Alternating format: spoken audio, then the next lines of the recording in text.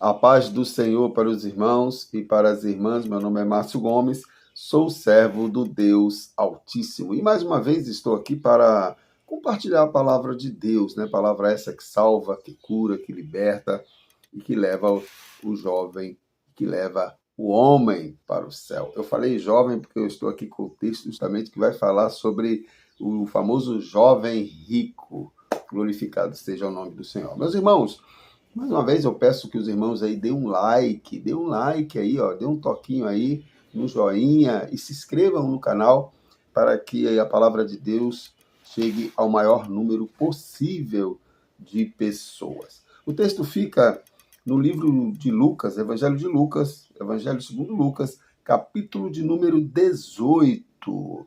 Capítulo de número 18, a partir do versículo 18. Mais uma vez, é aquele texto que fala do famoso jovem rico, que também está escrito lá em Mateus 19, 16 e Marcos 10, 17, 22. O texto diz assim: certo homem de posição perguntou-lhe: bom mestre, que farei para herdar a vida eterna? Respondeu-lhe Jesus: por que me chamas bom? Ninguém é bom senão um, que é Deus.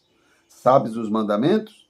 Não adulterarás, não matarás, não furtarás, não dirás falso testemunho, honra teu pai e tua mãe. Replicou ele: tudo isso tenho observado desde a minha juventude. Ouvindo Jesus, disse-lhe: uma coisa ainda te falta, vende tudo o que tens, dá-o aos pobres e terás um tesouro nos céus. Depois, vem e segue-me. Mas ouvindo ele estas palavras, ficou muito triste, porque era riquíssimo. A primeira coisa que nós precisamos entender, meu irmão, minha irmã, aqui nesse texto, é que Jesus ele não está dizendo que o dinheiro, né, o fato da pessoa ter dinheiro, não é possível a pessoa entregar a sua vida para Jesus. Quando Jesus diz naquela parábola que é mais fácil um camelo entrar na fenda de uma agulha do que um rico herdar o reino dos céus, na verdade o ensinamento por trás dessas palavras de Jesus é que o amor ao dinheiro não permite que o homem aceite a Jesus de todo o seu coração. O amor ao dinheiro é pecado. Tem pessoas que colocam o dinheiro como o primeiro lugar na sua vida. Essas pessoas têm uma dificuldade tremenda de servir a Cristo. Porque o Evangelho de Jesus Cristo, ele nos chama a nos despojar desses interesses, desses desejos, né, que toma a frente da obra redentora de Jesus Cristo sobre nossas vidas. Nós precisamos ter vontade de crescer financeiramente? Sim. Objetivos de crescer financeiramente? Sim. Trabalhar, conquistar. E a Bíblia diz que aquele que tem posses, ele não pode se esquecer dos necessitados, dos menos favorecidos, ou seja, abençoar aqueles que necessitam. É por isso que a recomendação bíblica é essa para quem tem dinheiro. Mas isso não significa que a pessoa que tem dinheiro, ela jamais poderá herdar o reino dos céus, aceitar Jesus verdadeiramente como seu Senhor e Salvador. No caso desse jovem aqui em Lucas capítulo 18, é que o amor dele, o coração dele estava no dinheiro. Os irmãos percebem que Jesus, ele chega para ele e pergunta se ele cumpre os mandamentos. Ele diz, sim, cumpro. Ele honra, ele não adultera, ele não mata, ele não furta, ele não dá falso testemunho, ele honra teu pai e mãe.